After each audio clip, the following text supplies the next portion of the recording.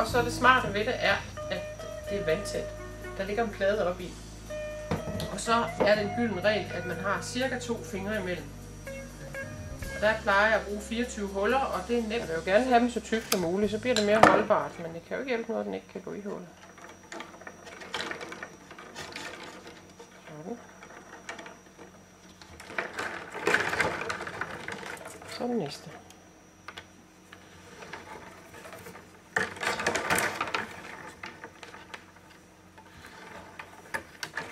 En, 2, 3, foran 3 og bagved 1.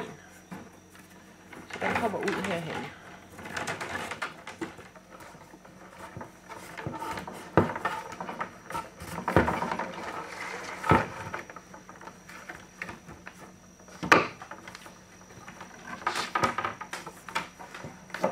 Så er jeg færdig med min kant. Den er en lille smule større, og den skal derind og ligge. Og der skal jeg så have lavet en binding. Sådan, så fletter jeg simpelthen ind over her. Og nu behøver jeg ikke at krydse 2 gange mere, for nu er afstanden der jo. Så lægger jeg den simpelthen ind sådan. Og hvis der kommer 2 ud af samme mellemrum, så tager jeg dem begge 2 med. Det er en fordel lige at frasere dem lidt, så de ligger i rækkefølge her, og så er det nemmere at få presset ned. Ligesom et mekabelspil.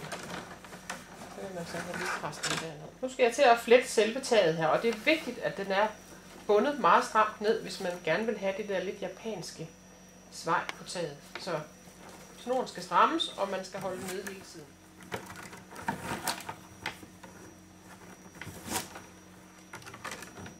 Så nu bliver jeg ved med at flette 3 gange med hver.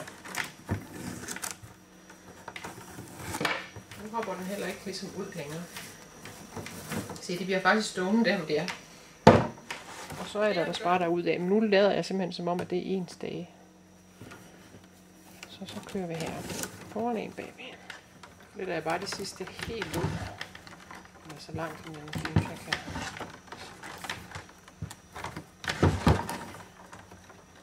Og så tager jeg sådan en god lang pil. Og lader den pege hen mod mig selv. Og så kører jeg den rundt. Rundt og tilbage.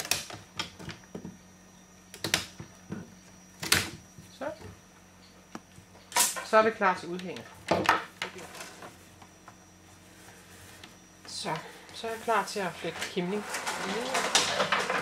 Så kan jeg sidde og flette, som om det var en kurv, hvor stagerne står op. Og så fortsætter det ellers hele vejen ud, indtil man synes udhænget er stor nok. Der fletter jeg kimning.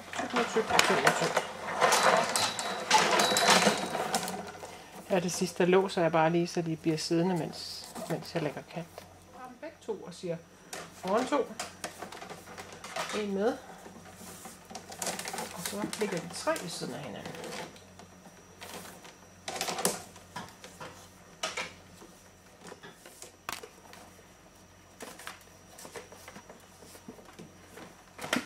Så, nu kan jeg se, nu er der 3 alle steder. Og så kommer herregårdsmodellen. Dem har jeg ikke lavet så mange af, og det er også bare, der skal man virkelig have et sted, hvor det passer, men det er også en mulighed.